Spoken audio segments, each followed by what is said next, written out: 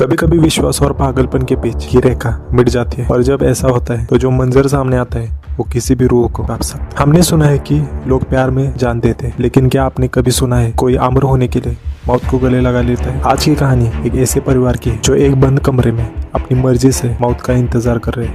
कोई जबरदस्ती नहीं, कोई डर नहीं, बस एक अजीब सा जुनून, एक ऐसा खेल जहाँ मौत सिर्फ एक दरवाजा है और किसी और दुनिया के जाने का। लेकिन सवाल ये है, क्या ये सच में मोक्ष है या फिर किसी शातित दिमाग द्वारा रचा गया एक भयानक चाल। हमारे हीरो हेमंत एक आम लड़का है। वह एक कॉफी शॉप चलाता है, जिंदगी से खुश है, उसे प्यार हो जाता है एक चैत्रा से। एक सिंपल सी लव स्टोरी आपको लगती है ना, लेकिन इस प्यार में गुलाब के साथ कांटे नहीं, जहर। जब हेमंत शादी की बात करता है तो चैत्रा मना करती है। वजह क्या होगी? वजह सुनकर आपके भी होश उड़ जाएंगे। वह कहती है कि उसका परिवार सामूहिक आत्महत्या करने वाला। क्यों? क्योंकि उन्हें लगता है कि उनका मरा हुआ चाचा उनसे बात करता है। उन्हें विश्वास है कि अगर वे सब एक साथ मरेंगे तो वह चाचा वापस आ जाएंगे। सोचे हेमंत की हालत, वह एक तार्किक इंसान है, इसके लिए यह सब बकवास है। लेकिन चैत्रा की आंखों में उसे डर नहीं दिखता, उसे दिखता है यकीन, एक ऐसा अंधा यकीन जो किसी भी तर्क से नहीं टूटता। अब हेमंत के सामने दो रास्ते, भाग जाना या उस मौत के घर में घुसकर सच्चाई का पता लगाना, और उसने दूसरा रास्ता चुना। जैसे ही हेमंत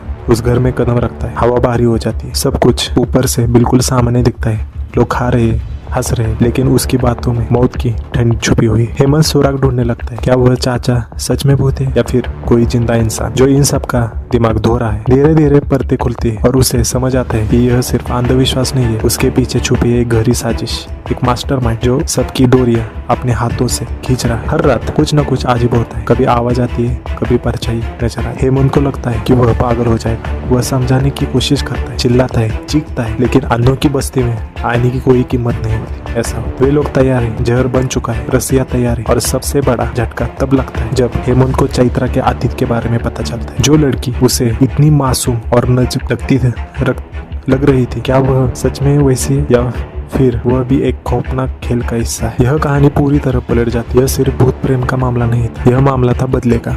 एक दर्दनाक सच सामने आता है, बचपन का एक गांव जो वक्त के साथ भरा नहीं बल्कि नासुर बन गया। जिस परिवार को हम अब तक भोला समझ रहे थे, असल में उन्होंने कुछ ऐसा किया था जिसका हिसाब अब तक बाकी था। जो ऊपर से अंधविश्वास लगता है, वह असल में एक सोची समझी सजा थी। कोई उन्हें सीधे मौत की ओर नहीं धकेल रहा था, बल्कि उन्हें अपने पापों का एहसास दिला रहा था। अब हेमंत को यह सच पता चलती है तो वह सन रहा था, किसे बचाए, किसे गुनहगार माने। एक तरफ वे लोग जो मरना चाहते हैं और दूसरी तरफ वे लोग जिसने सालों तक यह आग अपने भीतर जलाए रखी। अब खेल ये बन चुका है, यह खेल बन चुका है इंसाफ का। लेकिन इंसाफ किसका? कानून का या फिर कुदरत का? आखिरी पल आ चुका है, घड़ी की सुइयां टिक टिक कर रही। क्या हेमंत उन्हें रोक पाएगा या फिर यह सब ग्रेट इंडिया सुसाइड